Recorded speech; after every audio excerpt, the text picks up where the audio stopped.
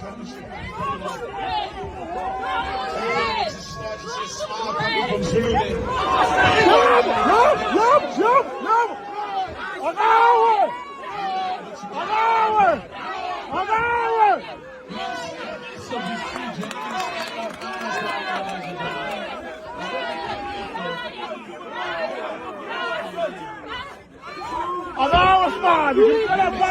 Boxing, one punch can change a fight.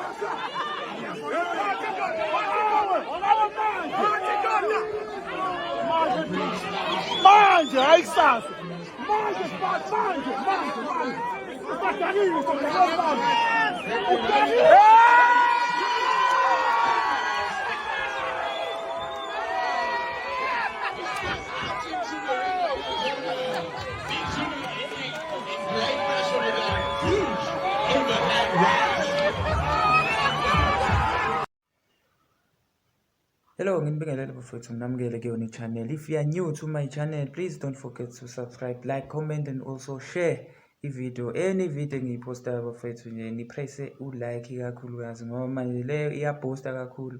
So yeah, asingagxili ke ey'ntweni ey'ningi, asibe la ku-Big Zulu njengamanje. Into esiyibhekayo bafowethu la kahle kahle ukuthi le ndoda, is it possible ukuthi iwine igame engayishaya no-Casper Nyovest? Ngokuba slow nje kuqala nje kunako konke nje bandla nje. Mawucheka nje amavidiyo akhe ne-match against lo mfolo akade eshaya i-match naye. I have noticed ezinye izinto ezi-off kakhulu nje. Kuba isinokwe like yabo nje iyadonsa nje iphanchi ka-Big Zulu 2. Ayi umzimba is not, awumvumi nje, awumvumi yabo. Ngicathi kusaningi kusamele akwenze like ma-exercises akumele awenze maningi kakhulu. Mhlawumbe akaqale eshaya ama-match awu-3 before aye Casper, because uCasper is fast. 1, 2 iphanchi mayiphuma kuleya ndoda iphuma ngathi cricket. So I don't know ukuthi abantu abaningi bacabanga kanjani, because even nabantu akade bey'tshela ukuthi uBig Zulu nje umshaye wempahla, ayi angiboni kahle mina.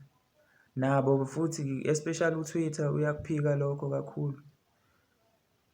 So I don't know ukuthi wena ucabanga kanjani ngokubuka-ke i-match le ka-Big Zulu. Ungangitshela-ke kwi-comment section if unombono ohlukile ukuthi ucabanga uBig Zulu ukuthi-ke unawo namathuba ukuthi awine i-match against uCasper Nyovest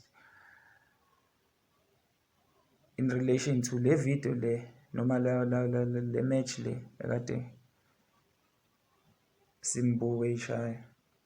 Other than lokho ungakhohlwa ukulike. Thank you.